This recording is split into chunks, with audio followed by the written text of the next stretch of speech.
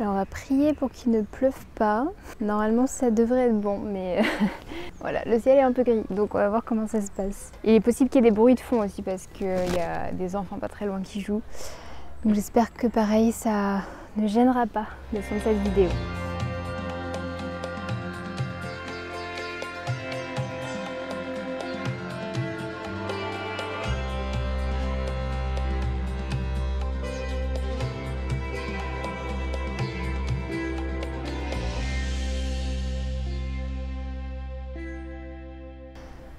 Donc, comme tu as pu le voir dans le titre, je suis là pour te parler d'une expérience que j'ai faite, puisqu'apparemment c'est quelque chose qui avait l'air de vous plaire comme idée de vidéo, les retours d'expérience. C'est pas vraiment quelque chose que j'avais prévu de parler sur YouTube, mais en réalité je me dis que ça pourrait peut-être être intéressant même du point de vue ayurvédique, même si ma chaîne ne parle pas que d'Ayurveda. Et pour remettre un peu les choses dans leur contexte, pourquoi j'ai fait un truc pareil en fait, pourquoi je me suis mis ce défi-là si on veut.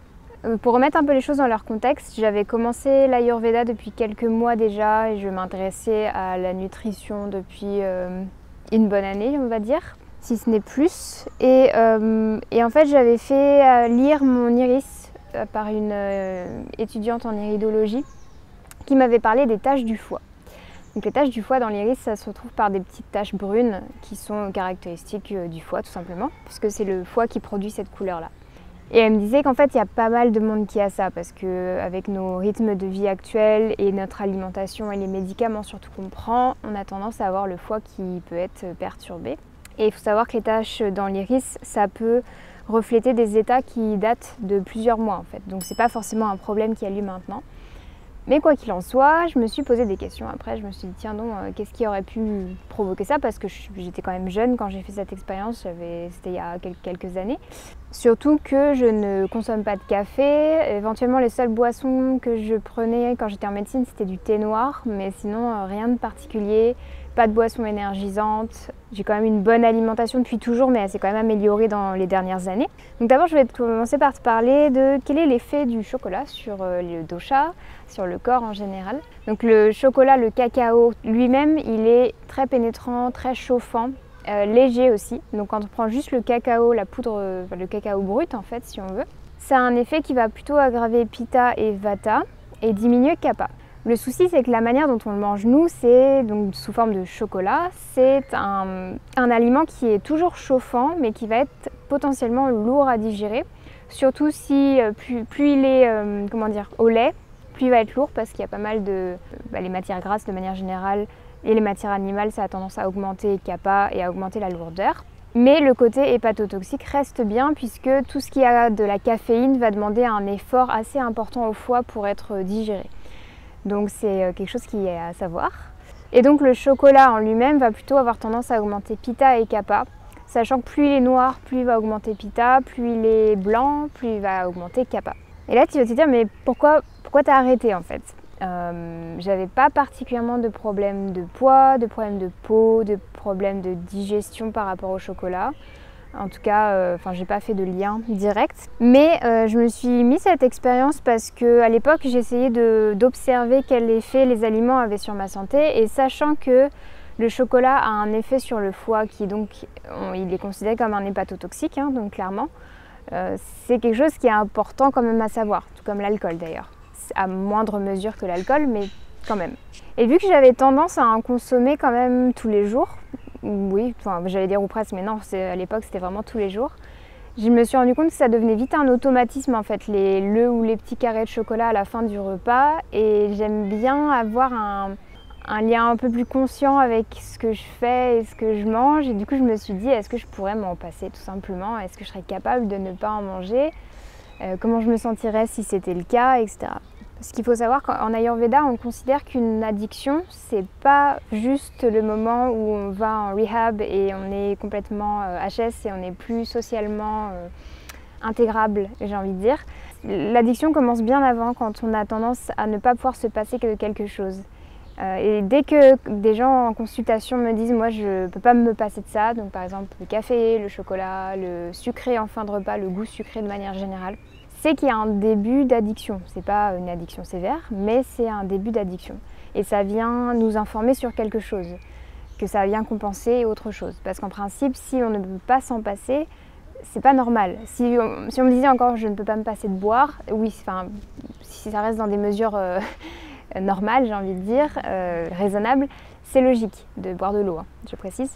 Mais quand on parle d'un aliment en particulier, et surtout ce type d'aliment-là qui n'est clairement pas nécessaire à la vie, bah, ça devient forcément un indice qu'on a forcément une petite addiction qui arrive. Donc j'avais cette première raison-là, qui est que je voulais couper l'automatisme, voir si j'étais capable tout simplement d'arrêter de prendre du chocolat tous les jours. Et la deuxième raison, c'était pour le côté hépatotoxique. Et sachant que j'ai du pitta en dominance et que le foie est un organe gouverné par pitta, bah, je me suis dit autant mettre les chances de mon côté pour ne pas l'abîmer dès mon plus jeune âge. Donc j'ai voulu tester aussi pour cette raison. Donc je dis que j'ai arrêté pendant 1 an, je crois que c'est approximatif, je ne me rappelle plus exactement quand j'ai décidé d'arrêter en fait. Je me souviens que j'ai commencé, il me semble, en janvier 2018 officiellement. Non, c'était janvier 2017. Et après, j'ai dû faire 2-3 exceptions. Et première exception que j'ai faite, c'était un peu bête dans un sens. C'est que j'étais au restaurant et en fait, j'ai pris une crêpe en dessert. Et pour moi, l'automatisme, c'est de prendre au chocolat. Parce que, comme je te disais tout à l'heure, le chocolat, ça a toujours été quelque chose que j'ai consommé, que j'ai aimé. Donc pour moi, une crêpe, c'était une crêpe au chocolat. Donc j'ai pris ça sur la carte. Et une fois qu'ils me l'ont déposé devant moi, je me suis dit, mince, c'est vrai que je ne mange plus de chocolat. Donc il y a eu cette exception-là et puis quelques autres exceptions rares quand j'ai été invitée. Mais voilà, c'était très anecdotique. Et du coup, qu'est-ce qui s'est passé quand j'ai remangé du chocolat? Il s'est passé que j'ai trouvé ça hyper fort. J'ai vraiment senti le côté torréfié en fait de la fève de cacao, presque brûlé finalement. C'est vraiment ce goût-là que j'ai eu. Le côté très excitant, je l'ai ressenti vraiment très fort parce que je ne prends pas de thé, je ne prends pas de café. Et là, ayant arrêté le chocolat, autant dire que toutes les sources de stimulation artificielle n'étaient plus présentes. Donc quand j'en ai remangé, j'ai vraiment senti ça. J'ai remarqué que quand j'en prenais au-delà d'une certaine quantité, le soir notamment, j'avais plus de difficultés à m'endormir. J'ai pas du tout de problème de sommeil, ou en tout cas c'est vraiment très rare. Et j'ai remarqué vraiment que quand j'en mange un peu plus, et forcément entre le sucre et la caféine du chocolat, j'avais tendance à avoir plus de mal à m'endormir parce que j'étais tout simplement plus éveillée, plus excitée, etc. Une autre chose que j'ai remarqué en reprenant le chocolat, enfin plutôt en arrêtant, parce que c'était pendant la période où j'ai arrêté, parce que moi je m'étais dit mais qu'est-ce que je vais prendre à la place dans tout ce qui est préparation ou dans... Je me faisais à l'époque je commençais à manger sans gluten, plutôt végétarien voire végétalien, et du coup je me faisais mes propres céréales par exemple, mes propres gâteaux. Et du coup j'ai dû expérimenter avec d'autres choses que du chocolat. Et en fait je me suis vite rendu compte que je m'en passais assez bien, que je ne manquais pas en fait, j'avais pas ce syndrome de manque ou quoi que ce soit, donc ça m'a plutôt rassurée. Et aussi j'ai trouvé une sorte d'alternative au chocolat pour tout ce qui est préparation, crème, etc. qui est la caroube. Alors ça n'a pas le goût de chocolat, mais ça a un goût qui se rapproche un petit peu, ça a la couleur. Et en fait c'est vrai que j'aimais bien tout simplement. Donc ça a fait un bon remplacement pour quand je voulais par exemple mettre des préparations, des pâtes à tartiner dans mes crêpes, ce genre de choses. Et je mettais de la purée de noisettes avec de la caroube au lieu du chocolat tout simplement. Ça m'a appris aussi que voilà, j'étais capable de choisir ce que je consomme, ce que je ne consomme pas. Ça, je m'en étais déjà rendu compte quand j'avais fait des jeûnes, notamment des jeûnes hydriques et des jeûnes secs. Je te remettrai la vidéo qui en parle dans un coin de celle-ci. Ça me montre tout simplement que je suis capable de me passer de certaines choses, que je ne suis pas dépendante tout simplement. Et c'est quelque chose qui est assez important pour moi, je crois. À ce jour, je ne crois pas de dépendance, ou alors pas consciente. C'est probable que j'en ai, mais elles ne sont pas conscientes. Et dès que je commence à avoir des comportements automatiques, comme le fait de prendre du chocolat en fin de repas, juste parce que d'ailleurs, pas vraiment de raison, j'ai souvent le réflexe de me poser, de me dire attends, pourquoi tu en veux alors qu'en réalité, ton corps n'a pas vraiment besoin. Parce que tu vas voir que je vais faire un peu la différence entre ces deux aspects-là. Donc aujourd'hui, qu'est-ce que je fais ? Après cette année d'arrêt du chocolat, je te dis ça, mais ça fait pas mal d'années maintenant, ça fait plusieurs années.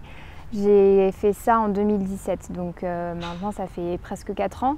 Et j'ai un rapport beaucoup plus contrôlé au chocolat, beaucoup plus conscient, beaucoup plus... Je le prends en fait quand j'en ai envie, je le prends quand j'en ai vraiment envie dans mon corps aussi, parce que Parfois, il y a l'idée du chocolat. J'aime bien faire ça pour à peu près tout ce que je consomme, pas tous les jours bien sûr, mais de temps en temps, comme quand je choisis mes épices par exemple, je vais les sentir et je regarde comment mon corps réagit. Parce que dans ma tête, j'aime toutes les épices qui sont chez moi, mais dans mon corps, j'ai pas forcément envie de la même chose tous les jours. Et j'aime bien faire ça avec le chocolat notamment, c'est-à-dire que quand j'en ai vraiment envie, je vais en prendre. Et je le sens souvent, c'est que quand je respecte cette envie et que je le fais, je vais me sentir bien, le chocolat va avoir très très bon goût par exemple. Alors que si je le prends par automatisme, parce que je m'ennuie ou parce que j'avais envie de sucrer à la fin du repas ou alors que je suis fatiguée, souvent c'est lié à la fatigue, ou émotionnellement ça va pas très bien, etc. Et bah le chocolat n'a pas du tout autant de goût, il n'a pas le même impact en fait, littéralement. Et ça, je m'en rends vraiment compte maintenant. Et j'ai remarqué vraiment que les envies de chocolat, et quand j'en ai vraiment envie dans mon corps, c'est beaucoup plus dans les saisons froides. J'ai vraiment remarqué que ça augmente bien mon pitta chez moi.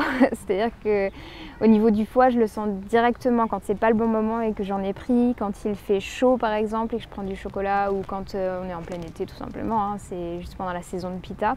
Là, je vais le sentir clairement et bah, ça me remet dans l'idée que en effet, j'en ai vraiment pas besoin, pas l'envie, et qu'au final, j'en ai même pas profité parce qu'il n'avait pas autant de goût que si j'en avais eu réellement envie. Donc aujourd'hui, j'en consomme quand j'en ai envie. Et en ce moment, par exemple, j'en consomme pas. On vient juste de passer en été, là, quand je filme cette vidéo. Et j'en ai vraiment pas envie. Il y a une journée où j'en ai repris pour voir et ça m'a pas trop réussi. Donc comme quoi, c'est bien mieux quand j'écoute mon corps. Alors j'ai changé d'endroit parce qu'il y avait beaucoup trop de bruit là où j'étais. Donc, quel chocolat et sous quelle forme je le consomme aujourd'hui? Donc j'ai tendance à préférer le chocolat noir. Donc ça, c'est vraiment une question de préférence. J'en consomme depuis que je suis petite en fait. C'est vraiment celui que je préfère. Et il m'arrive de prendre du chocolat au lait vegan, avec des laits végétaux et par exemple à l'amande ou à la noix de coco, ce genre de choses-là. Parce que je trouve tout simplement que le chocolat au lait classique est vraiment lourd et écœurant, et moi ce que j'aime c'est le goût du cacao, donc je vois pas trop l'intérêt du chocolat au lait. Maintenant je comprends qu'il y ait des personnes qui adorent ça et qui préfèrent ça. Et en fait ce que j'aime bien avec le chocolat noir, c'est qu'on a vraiment besoin d'une petite quantité pour se sentir satisfait en fait, parce que ça a beaucoup de goût. Donc il suffit d'avoir un tout petit carré très fin. C'est pour ça d'ailleurs que les chocolats les plus chers, etc., ils sont tout fins, parce qu'ils ont un goût qui est vraiment délicat, donc il n'y a pas besoin d'en manger en grande quantité. Après, ce que j'aime bien prendre aussi, c'est du chocolat cru, donc qui est fait à base de cacao cru. Donc ça, c'est plus rare et c'est aussi plus cher malheureusement. Mais j'en mange assez rarement, mais les peu de fois où j'en mange, j'aime beaucoup parce que c'est plus délicat que le chocolat torréfié. Donc ça a un goût qui est un peu moins fort, c'est moins stimulant aussi, ça a moins ce goût de cramer en fait littéralement, puisque la torréfaction c'est ça. Et oui, j'ai vraiment remarqué que ça augmentait beaucoup moins pitta sur moi quand j'en consomme, donc voilà. Et après j'en consomme bien sûr en gâteau. Quand je fais des préparations ou en tant que pâte à tartiner, même si c'est quand même assez rare. Je mange peu de gâteaux, de choses comme ça. Donc j'écoute mon corps et mes envies. Et c'est vraiment ce que je ressors de cette expérience, c'est que j'ai pas eu d'effet incroyable sur ma santé parce que j'en avais pas besoin, j'avais pas de problème particulier particulièrement fort. Mais ce que j'ai remarqué, c'est vraiment d'écouter mon corps par rapport à ce dont il a envie, besoin. Et le chocolat, vu que c'était quelque chose d'un peu automatique pour moi, c'est devenu quelque chose de plus conscient, de moins automatique justement, et de moins j'ai besoin de mon petit carré pour finir mon repas. Non, c'est est-ce que tu en as vraiment envie? Et voilà, je suis contente d'avoir fait cette expérience parce que si jamais je me dis ouais mais est-ce que je peux me passer de ça, je veux dire oui, j'en suis capable, je l'ai fait et je pourrais le refaire sans problème.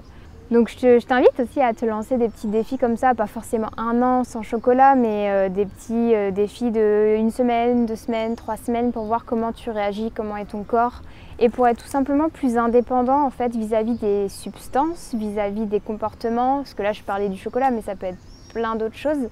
Voilà pour mon retour sur cette expérience. N'hésite pas, si tu as des questions, à me les mettre en commentaire sous cette vidéo, à me donner d'autres expériences qui t'intéresseraient. J'ai quelques idées en tête déjà, et si jamais tu aimes ce type de vidéo, n'hésite pas à me le faire savoir pour que je sache si je continue ou pas.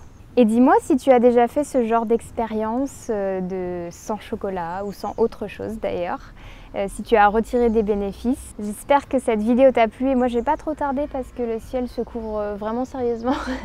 Genre la chance s'il me pleut pas dessus en rentrant.